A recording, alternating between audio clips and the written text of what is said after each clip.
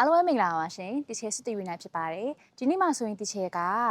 ကိုရီဆီယမကိုခေါ်နေကြအာဂျန်ဆိုတဲ့အသုံးလုံးရဲ့ခရူးရဲ့နဲ့ဘာကွာလဲဆိုတာကိုရှင်းပြပေးပါမယ်အဲ့တော့အာဂျန်ကကြတော့တက္ကသိုလ်ဆရာမတွေပြောရမယ်ဆိုရင်တက္ကသိုလ်မဟာဝိทยาลัยပေါ့นะคะမဟာဝိทยาลัยတက္ကသိုလ်ဝဆရာမတွေဆိုရင်အာဂျန်လို့ခေါ်ရတယ်ပြောရမယ်ဆို professor တွေပါတယ်ဆိုလို့ရှိရင်ကျတော့အာဂျန်လို့ခေါ်တာပေါ့နော်အဲ့လိုမဟုတ်ဘဲနဲ့ state ကျောင်းဆရာမဆိုရင်ကျတော့ crew လို့ခေါ်ပါတယ် crew ဒါပေမဲ့ထိုင်းနယ်စကားပြောတဲ့အခါမှာတန်နေနဲ့คูလို့လည်းခေါ်တယ်ပေါ့နော်အဲ့တော့ဒီမှာဆိုလို့ရှိရင်ကကျောင်းသူကျောင်းသားမှာလည်းနှစ်မျိုးပြန်ခွဲတယ်တက္ကသိုလ်ကျောင်းသားကျောင်းသူဆိုရင်ချဲတို့က นักศึกษาလို့ခေါ်တယ်นักศึกษาလို့ခေါ်ပြီးတော့ state ကျောင်းကကျောင်းသားကျောင်းသူတွေကိုကြတော့นักเรียนလို့ခေါ်ပါတယ်นักเรียนstate ကျောင်းဆိုရင်โรงเรียน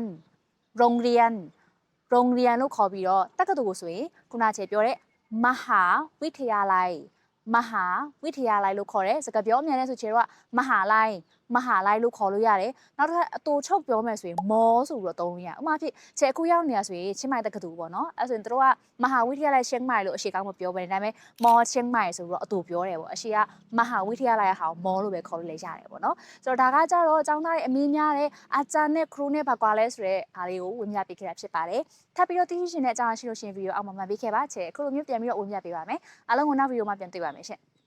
တီချေဆုနဲ့အတူထိုင်းစာသင်ယူခြင်းလို့တင်နန်းစုံစမ်းခြင်းတဲ့သူတွေက TikTok ကဆိုလို့ရှိရင် contact X လေးကိုနှိပ်လို့ရတယ်ဒါမှမဟုတ်လို့ရှိရင်တီချေတို့ bio မှာရှိတဲ့ link လေးကိုနှိပ်ပြီးတော့လည်းစုံစမ်းလို့ရပါတယ်တကယ်လို့ Facebook ကဆိုလို့ရှိရင်တော့ patient messenger ကနေပြီးတော့ဆက်သွယ်လို့ရပါတယ်ရှင်